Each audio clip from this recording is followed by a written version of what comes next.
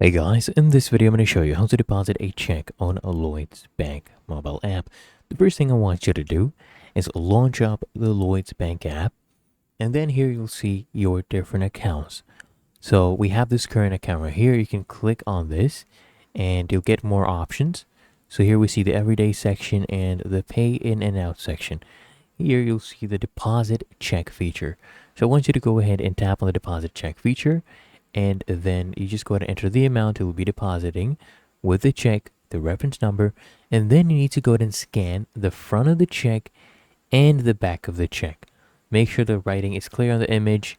If not, you'll need to pay it at a branch. And of course, choose the account you want to send it over to.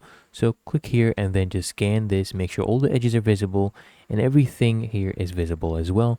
And you'll do the same thing with the back as well, especially if there's a signature there or additional information. If you found this helpful, make sure you smash that like button and subscribe to the channel. It really helps me out.